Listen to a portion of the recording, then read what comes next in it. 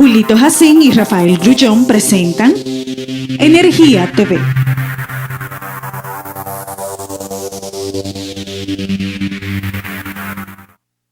Bien, señores, Energía TV a partir de esta hora con Rafael Grullón y don Carlos Alonso.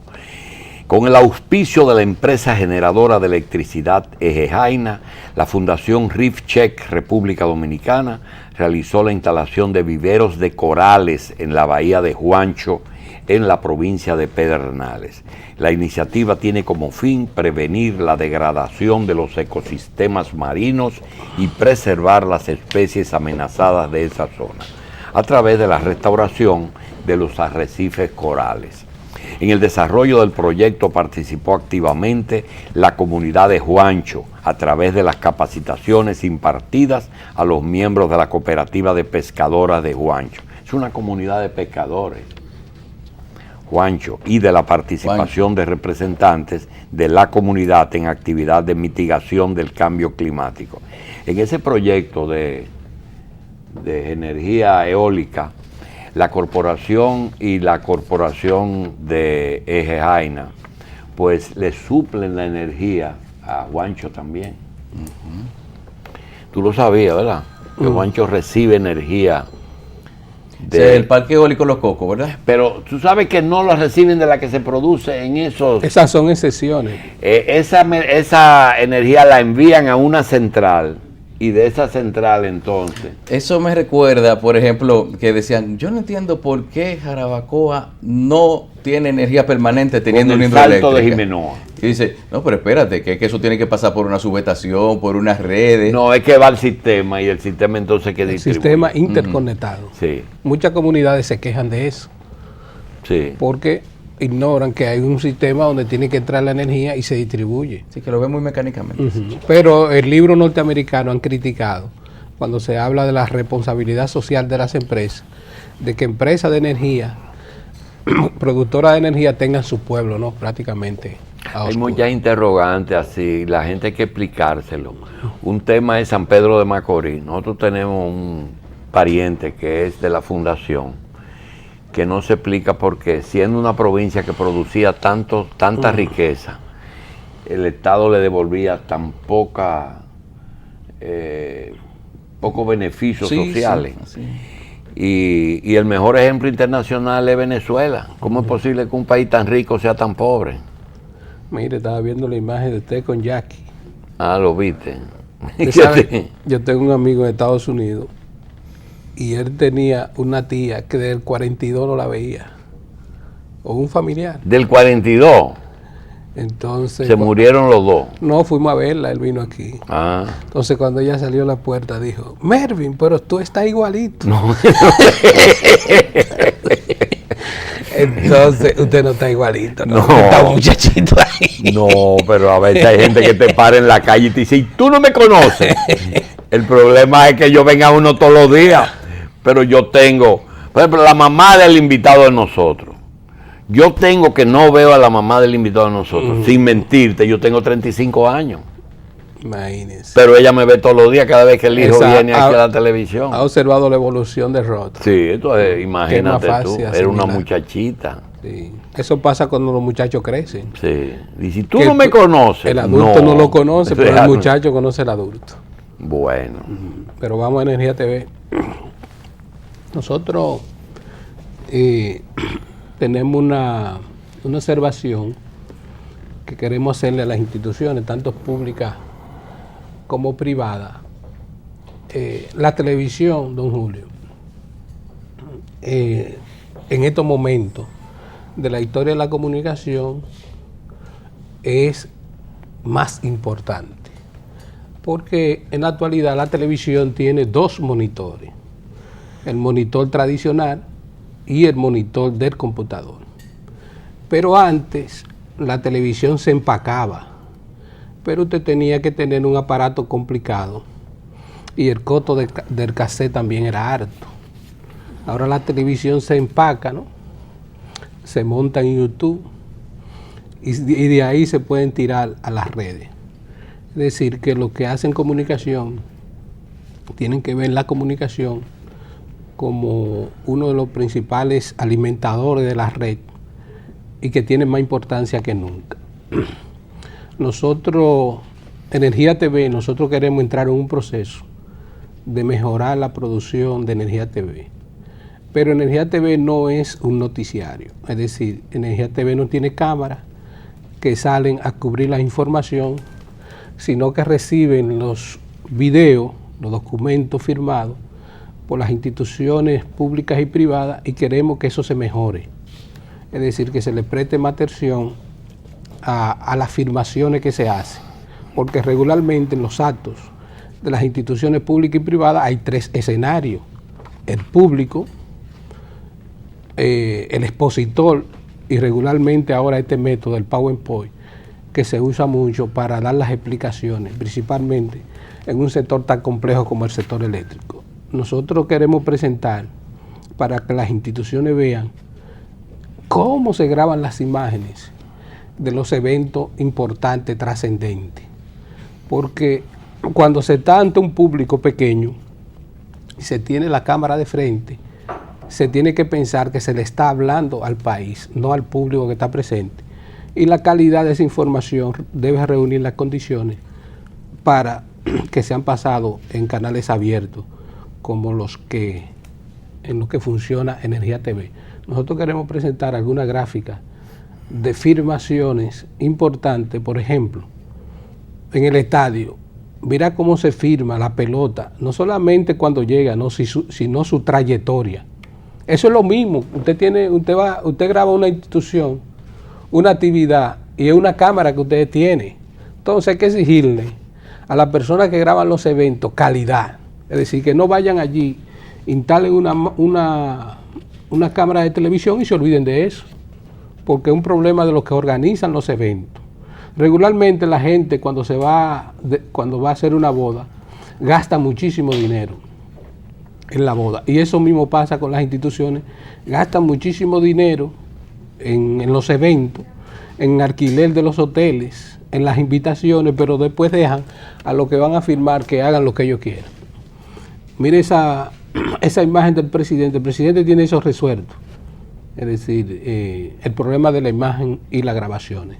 Es decir, que lo queremos hacer un llamado, incluso hemos instalado un espacio en la web donde las instituciones pueden subir sus videos originales y de ahí nosotros lo bajamos y lo editamos a Energía TV. Es decir, tenemos un departamento de edición, pero si la materia prima no reúne, no es firmada con la calidad, se hacen las filtraciones de los sonidos y se editan las imágenes, pero si las cosas están mal grabadas, es muy poca cosa que podemos hacer. Otro de los comentarios que tenemos para el sector eléctrico, ayer salió la encuesta Galo sobre las evaluaciones de las áreas del gobierno y recibimos una gran sorpresa al cambiar la televisión por la mañana, porque veíamos que todos los comentarios que se hacían de esa encuesta Galo y la medición de las áreas del gobierno, la mayoría de los comentaristas de la mañana de la televisión dominicana se iban a una página interior donde estaban las valoraciones de los funcionarios. Es decir, todos comentaron las valoraciones de los funcionarios y nosotros nos confundimos. Nosotros creíamos que esos comentarios obedecían a la primera página del periódico Hoy. No, pero esas evaluaciones de los funcionarios estaban en el interior de los resultados de las encuestas. Lo que estaba en primer plano, que nos dimos cuenta cuando tomamos el periódico, es las evaluaciones de cada una de las áreas del gobierno. Y en ese cuadro que estaba en primera, vemos que el sector eléctrico tiene un 53.3% de evaluación positiva. Es decir, la gente entiende que el gobierno de Danilo Medina va por un camino correcto en materia de energía. Por eso le dio la exclusiva. Prácticamente tiene un 53.3% de bueno y muy bueno. Es un comentario que queríamos hacer porque quedamos ayer totalmente confundidos con relación a la primera plana del periódico. nosotros en Energía TV pasamos por aquí el martes pasado la exposición o las exposiciones de los panelistas de un seminario que hizo la ADI, la Asociación de Industria Eléctrica. Y hubo una exposición de uno de los representantes del ERVI que habló sobre la distribución. Nosotros queremos poner ese corte para hacer un comentario al respecto. Había tareas mucho más económicas que podían producir resultados mucho más rápido. Entonces, no se arrancó con un plan, no se tenía un plan en ese momento. Cuando se contrataron los gerentes, estos diseñaron unos planes para reducir pérdidas, y eso tenía todo el sentido del mundo. Asistí a la presentación de todos ellos y eran unos planes muy bien hechos, era de gente bastante profesional y que había trabajado en este tipo de temas. Pero adivinen qué, no tenía recursos. Usted está viendo Energía TV. Sí, el comentario que queríamos hacer es, él plantea ahí que regularmente ha carecido el sector eléctrico, y precisamente en el área de distribución, de planes muy concretos para resolver los casos con los clientes. Y manifiesta y le hace una crítica de que se hizo en un momento determinado, vamos a hacer inversión en redes. Y sí criticó el problema de los planes. Entonces, una de esa administración de contratación de nuevos gerentes, él decía que escuchó y vio la exposición de los planes y que los planes estaban muy bien, es decir, esos planes que hicieron esos gerentes, pero que al final no había recursos. Y esa es la preocupación fundamental de nosotros en este programa, y lo vamos a decir hasta el cansancio. ¿De dónde van a aparecer los recursos para que las sedes sean eficientes y puedan mejorar? Porque técnicos que saben lo que hay que hacer tienen la sede y los planes existen. Lo único que falta, como decía el técnico del VI, son los recursos. Esa misma situación se sigue presentando en la actualidad. Entonces, así como se ha buscado el dinero para las plantas a carbón, nosotros esperamos que también se busque el dinero para desarrollar los planes de las sedes, porque las sedes, la mayor parte del dinero que produce se va en la compra de energía. Eso es lo servido con lo comido. Pero de eso vamos a hablar con nuestro entrevistado Después de la pausa. después de la pausa. Señor Grullón, Presente el invitado. tenemos al licenciado Cochón, el director ejecutivo de la Asociación de Industrias Eléctricas. La segunda vez que está Cochón con nosotros. Le damos la bienvenida. Tercera vez. Tercera. ¿Por qué no lo hacemos parte del panel? No, porque entonces Porque eso le crea hay que problemas. tiene que haber una voz disidente. Eso le crea problemas. Bien, bienvenido. Muy buenos días. Gracias por la estar invitación. aquí. ¿Por dónde vamos a comenzar? ¿Cuál es el tema? Hoy el último tema es El evento que la ellos tuvieron. impugnación de la licitación. Y ellos le impugnaron. No, el último acontecimiento en el sector eléctrico es la decisión del tribunal que cuestiona, ¿no?, el proceso de licitación de las plantas a carbón, y se habló de que sectores se han movido, ¿no?, para obstaculizar ese proceso del sector privado, y como la ADIE representa el sector privado, nos gustaría escuchar la posición oficial de la ADIE John, de ese proceso, porque ¿cuándo que va a fallar de nuevo? No en estos Usted días. decía, don Julito, perdón. Realmente es no es prudente que entre clientes y el que compra y el que vende haya ningún conflicto, porque dice el cliente siempre tiene la razón. Pero el presidente hizo un señalamiento, después hubo una demanda y alguien dijo, cuando uno no sabe bien de dónde salen las cosas, lo que usted tiene que averiguar quién se beneficia de esa situación. Entonces, tratando de hablar claro, ¿cuáles son, sin tratar la sentencia ni la demanda? Porque en la demanda hubo un desdoblamiento también, es decir, la parte local fue la que lo hizo y la parte internacional dice que no. ¿Cuál es la diferencia de los generadores con las plantas de carbón? ¿Dónde que ustedes difieren de eso? Realmente nosotros no tenemos ninguna diferencia Ya. con esas plantas. En primer lugar, lo único que nosotros estamos exigiendo por el lado de la generación es que se haga una planificación de mínimo costo y que se cumpla. Grullón sabe muy bien que ayer en un canal amigo a este habían 2 expertos eléctricos y uno de ellos era el ingeniero Boden. Esas declaraciones están recogidas en mucha prensa que usted, Grullón, debió haber oído muy bien ayer. Y el ingeniero Boden fue muy enfático en decir que en la República Dominicana hay una ley que data ya de hace 13 años y que desde que fue emitida esa ley y antes de esa ley, desde el proceso de capitalización, se mandaban que los procesos de licitación eran la forma como se iba a integrar nueva generación al sistema eléctrico nacional interconectado. Perdón. Lamentablemente el Estado Dominicano no ha realizado ninguna licitación. Las compañías distribuidoras, que son las compañías llamadas a hacer esos procesos y a presentar ante la Superintendencia de Electricidad los pliegos de licitación para que sean aprobados por la Superintendencia antes de realizar un proceso mismo. Creo que le ha llevado dos borradores en algunos momentos, pero no se ha hecho ninguna licitación que haya sido auspiciada por las compañías distribuidoras como manda la ley. Entonces el problema de este país, Julito, como bien decía el ingeniero Boden ayer, es que tenemos que comenzar respetando la ley para poder tener derecho a hacer preguntas como la que ha hecho Grullón. Ahora, yendo específicamente a su pregunta, Grullón, los generadores en primer lugar y ningún miembro de ADIE participó en esa licitación porque esa licitación fue muy específica para ingenieros constructores y EPCistas. Por lo tanto, nosotros ninguno somos EPCistas, somos compañías generadoras que producimos y comercializamos la energía que producimos y de manera expresa fuimos excluidos de esa licitación.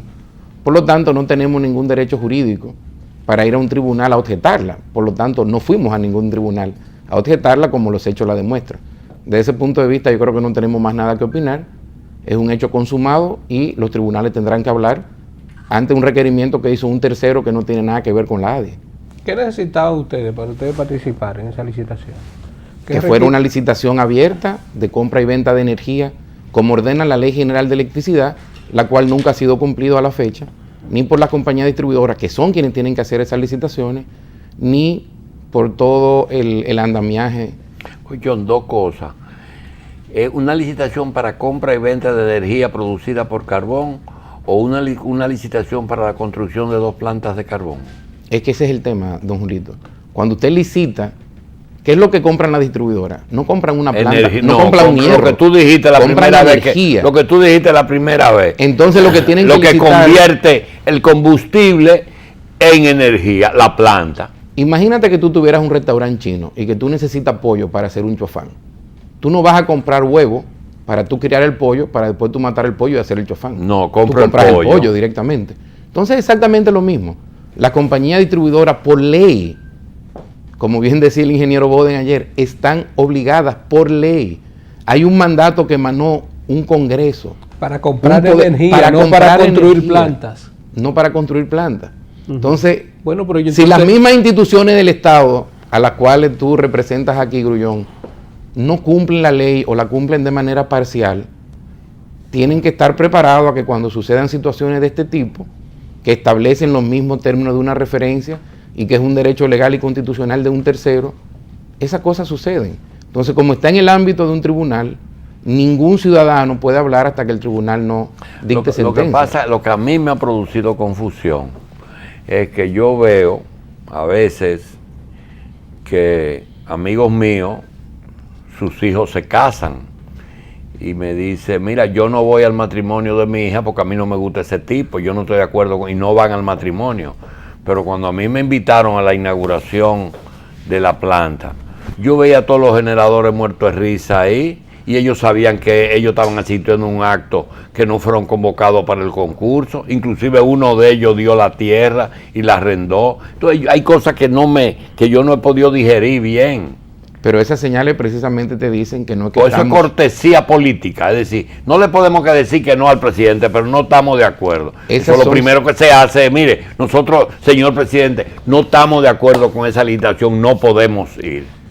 Si tú te das cuenta, esas son señales que realmente apuntan a que no hay una oposición por parte de esas empresas generadoras y de los accionistas de esas empresas generadoras. Porque estaban todos, Habíamos dos solamente ese día, Julito. Don Juan Bichini y yo. Ninguno de los otros generadores fueron invitados, por cierto, a ese evento. Mire, pero hay una conclusión muy clara en lo que usted explicó.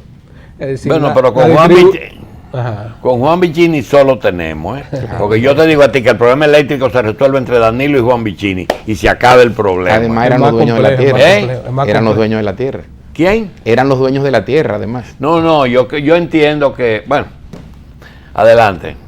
Digo que en la exposición que usted hizo, la cosa quedó clara. Es decir, las EDE lo que tienen que licitar es energía, no planta. Ahora, el Estado no tiene esa atribución de construir una planta. Sí la tiene, pero entonces que no utilice argumentos jurídicos para tratar, como bien decía, vuelvo y te reitero, yo creo que ustedes deberían pasar la participación del ingeniero Boden ayer en un programa, hermano, que si tú quieres en off te digo cuál fue, para que lo busque y lo pase. Porque él fue muy claro. Él fue muy claro cuando dijo, número uno, las distribuidoras están obligadas a licitar, pero el Estado siempre tiene el derecho de hacer lo que considere oportuno dentro del marco de la ley y dentro del marco de otras normativas que le dan atribuciones. Entonces, ¿qué pasa? El Estado puede, dentro del marco de otras normativas que le dan atribuciones, hacer lo que entienda que es su rol del Estado, de manera responsable, lógicamente, respetando ese mismo marco y todas las demás partes del marco normativo jurídico que existe en el país, a saber, la Constitución, las leyes, los decretos y cualquier otra normativa que pudiera tener injerencia en ese accionar del Estado a través de una política pública. Si la política pública respeta todo eso, todo está muy bien.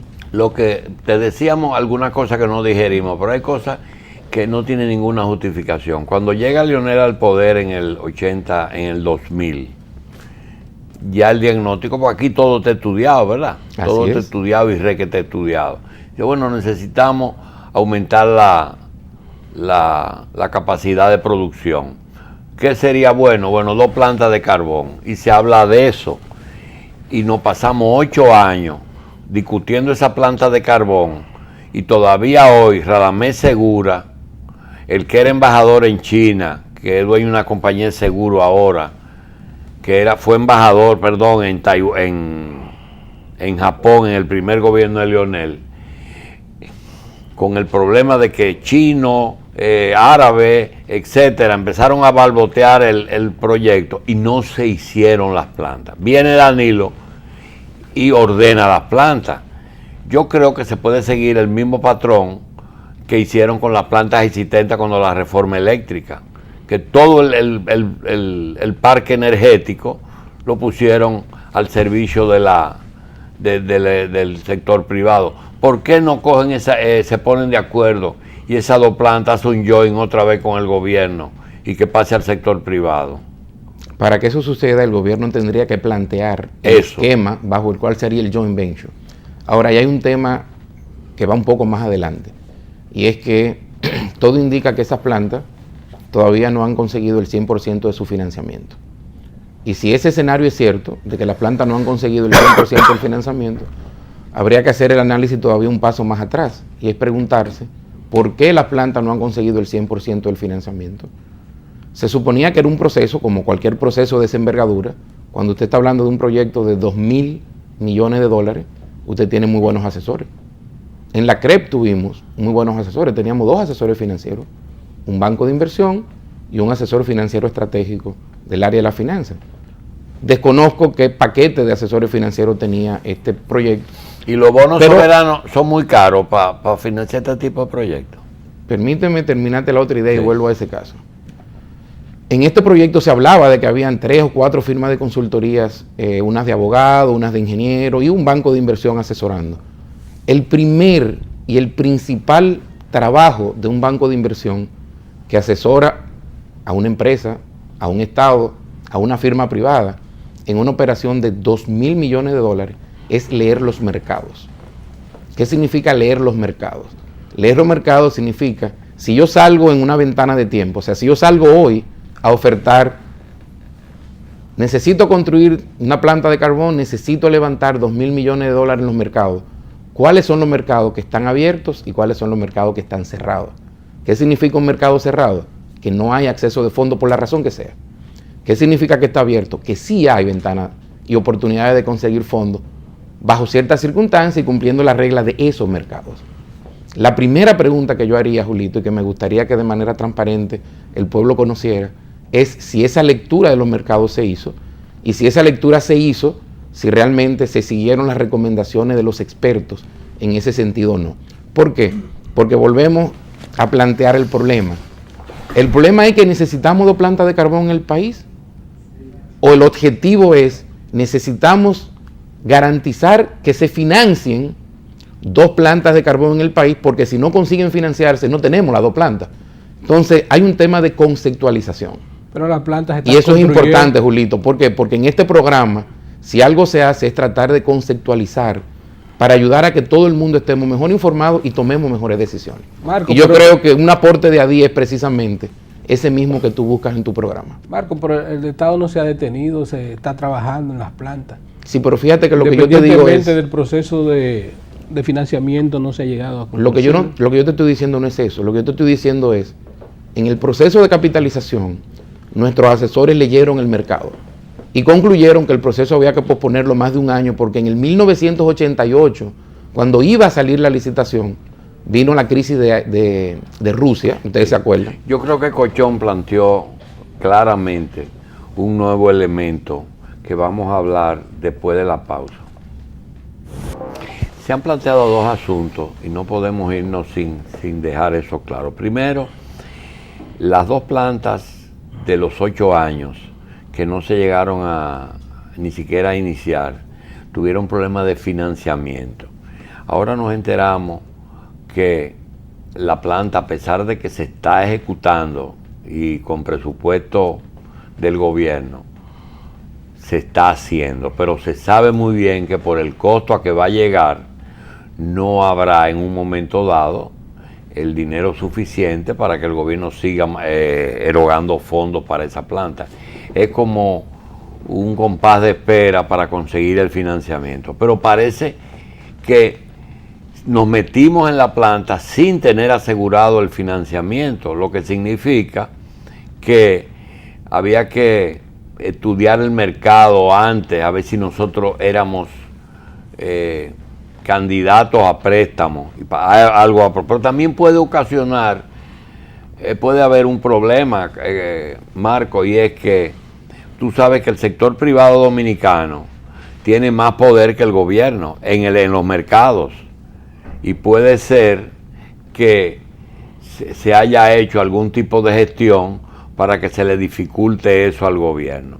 Por otra parte, dijiste que una cosa es hacer 2 plantas por la necesidad que tiene el país inmediata de ya introducir 600 megas o 1200. Son 2 de 600, 2 de 300. 2 de 300.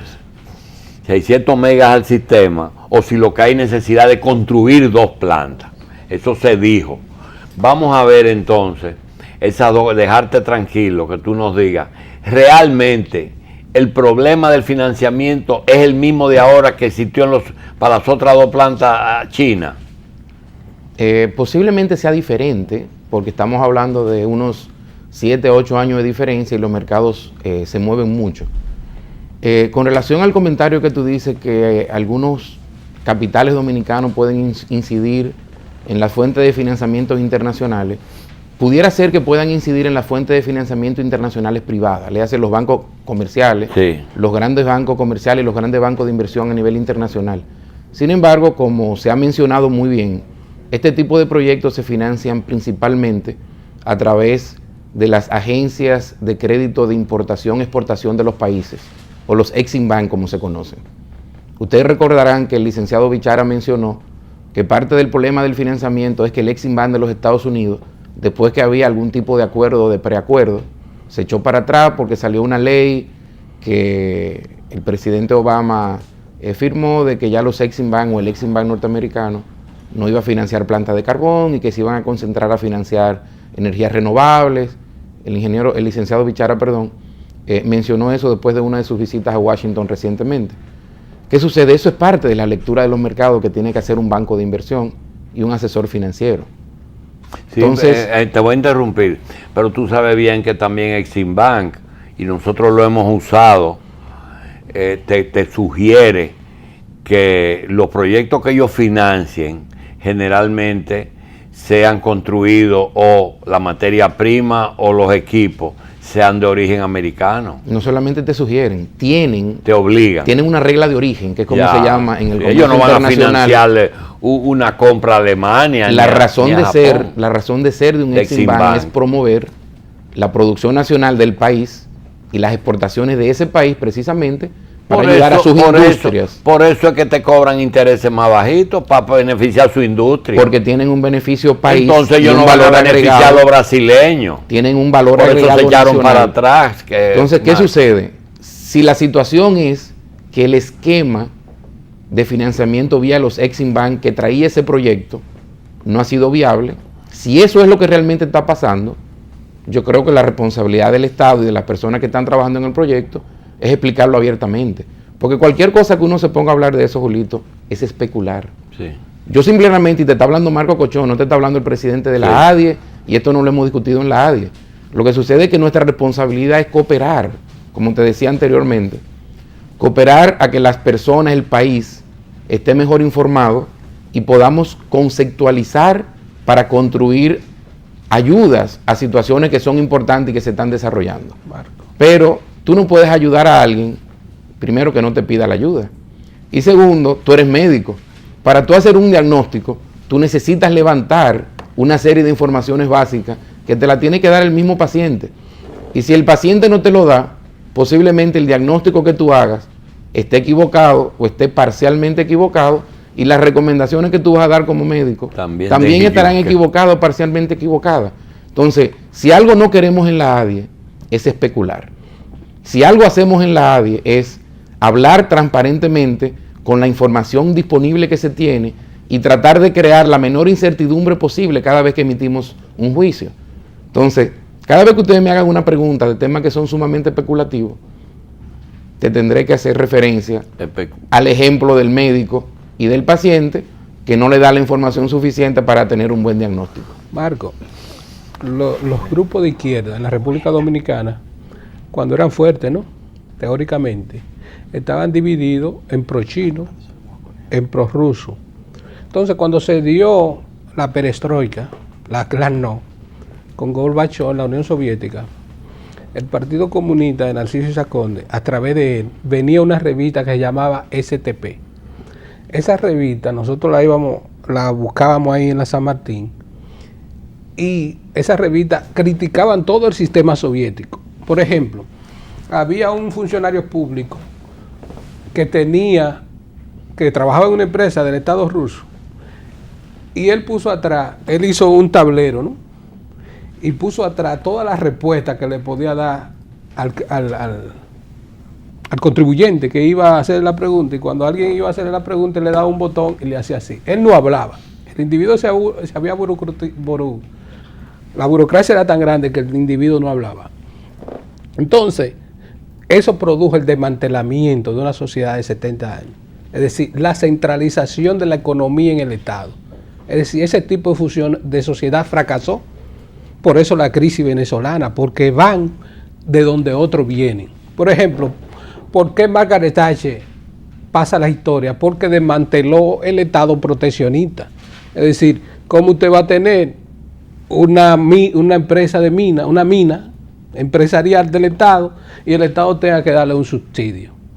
Pero en el 1957 García Márquez hizo un viaje por los países socialistas y describió, nosotros estamos escribiendo en el Nacional ahora, el último artículo se lo dedicamos a eso, y describió lo que era esa sociedad paternalista.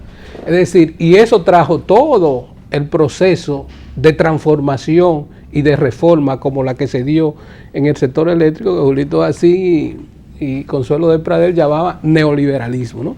Entonces se dieron todas las reformas que se tenían que dar en el Estado para que el Estado solamente se dedicara a cobrar los impuestos y a distribuir la riqueza de la sociedad en obras que le sirvan al capital para desarrollarse.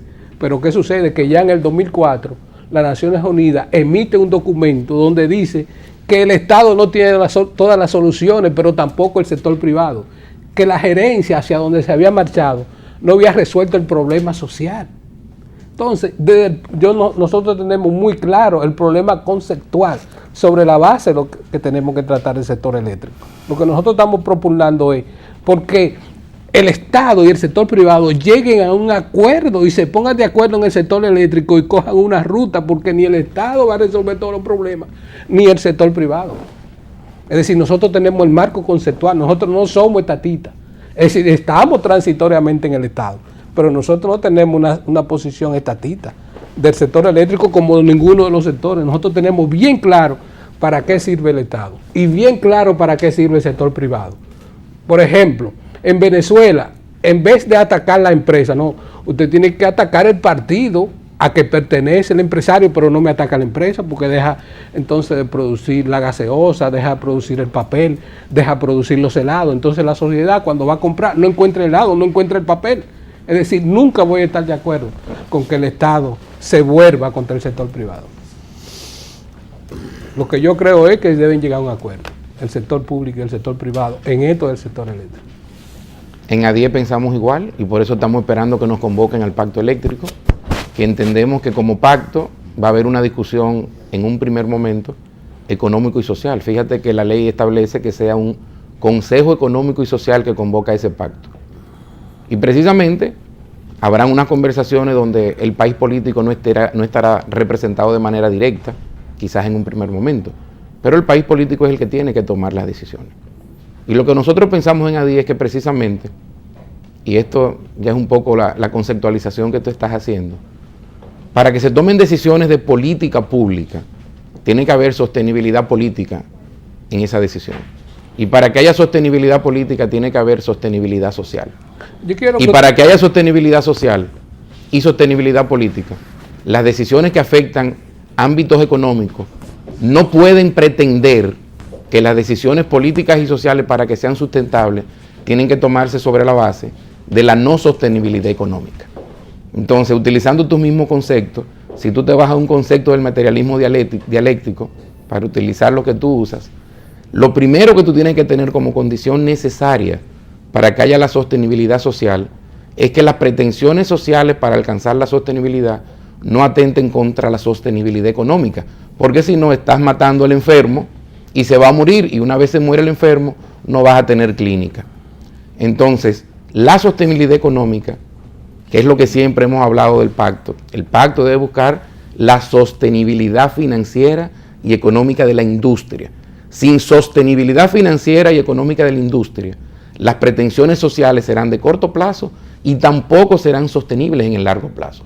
Ahora, las pretensiones sociales y políticas y alcanzar la sostenibilidad política y social en un pacto conlleva a que tú te muevas a un second best, a que no obtengas el óptimo económico, sino un subóptimo económico que pueda ser conciliable con las pretensiones sociales y con las pretensiones políticas.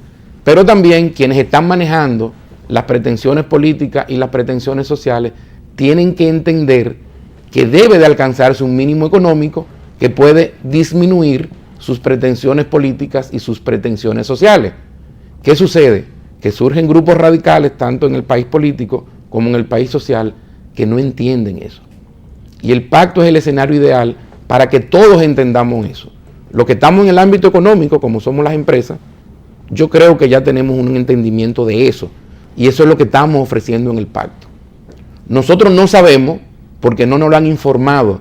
El paciente no nos ha dicho dónde están sus pretensiones políticas y la otra parte, dónde están sus pretensiones sociales, para saber si entre las tres patas podemos construir una mesa nivelada. Y eso es lo que el pacto tiene que hacer, construir una mesa nivelada. Nosotros desde la ADIE estamos claros en eso. Fíjate qué transparente y sencillo yo te lo he explicado. A ti, y espero que a todos tus televidentes lo hayan entendido con la transparencia o con la intención con que nosotros lo estamos explicando. Nosotros en la ADIE sí estamos claros de que el óptimo económico se va a negociar en esa mesa de diálogo. Y estamos dispuestos a ir, estamos dispuestos, para que la gente lo entienda, a ganar menos, para que haya un consenso. Lo que nos preocupamos es por qué, si estamos dispuestos, y se lo hemos hecho saber a los agentes sociales y a los agentes políticos, todavía el pacto no se ha convocado. Mire, nosotros queremos hacer un pacto con la ADI. Usted aquí desarrolló, habló, hay que desarrollarlo más, de el consumidor responsable. Eso es cierto. Nosotros no solamente queremos que usted desarrolle ese concepto, sino que como nosotros no somos el presidente, ¿no?, ni somos los jefes del sector eléctrico, ni somos los jefes del sector privado, sino que tenemos este programa, Energía TV, aquí con Julito. Nosotros creemos que podemos contribuir a crear un consumidor responsable.